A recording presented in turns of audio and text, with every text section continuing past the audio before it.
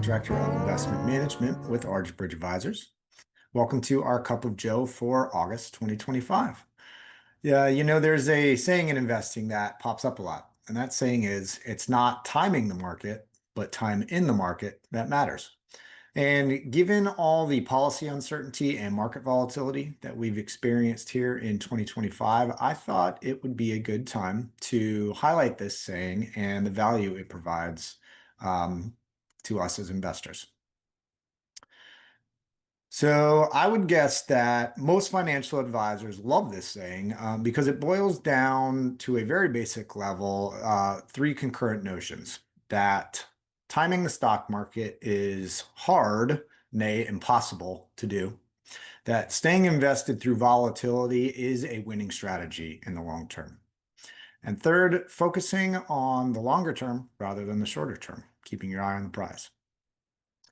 Now, another thing that's baked into this cake of behavioral wellness from this saying is that it will spare investors from emotional stress. Timing the stock market involves decisions on when to get out and when to get back in. And then those choices are often met with a lot of seller's remorse if the market keeps going up after you've sold, or some buyer's regret if you buy in too early or too late. And all of this is natural. No investor is immune from this. But even if these trades turn out to be smart ones in the long run, most of the time they don't feel like good decisions when you're making them. And this will take a real emotional toll.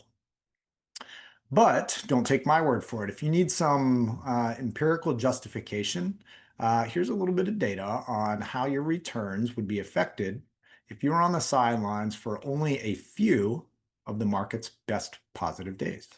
This data is from JP Morgan, and it shows you what would happen if you were not invested on 10 or 20 or 30 of the best performing single days of the stock market. And this represents the S&P 500 index.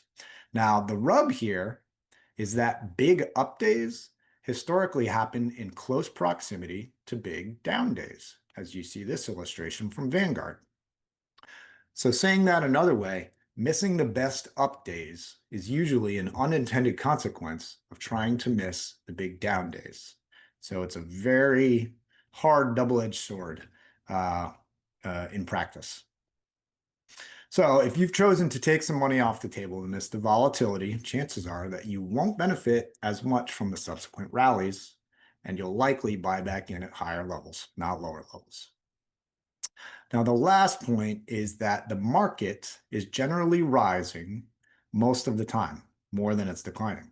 Now, this chart from American funds drives that point home visually. You can see a lot more blue than you can see red. So unless you're going to spend all your money at once, you want to let your portfolio ride those blue tides higher and be patient during the relatively short bear markets.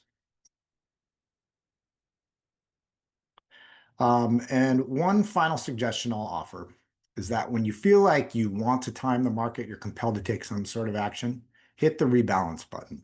Rebalance your portfolio or rely on us to do it for you.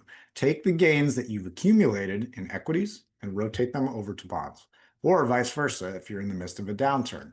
Take the gains from bonds, put them back into equities, buying in at a lower price. This way, you'll keep your money invested working for you without having to make stressful binary decisions. So thank you all for watching another Cup of Joe. We hope this was enlightening and informative. If you have any follow-up questions at all, please send them our way. So until next month, take care.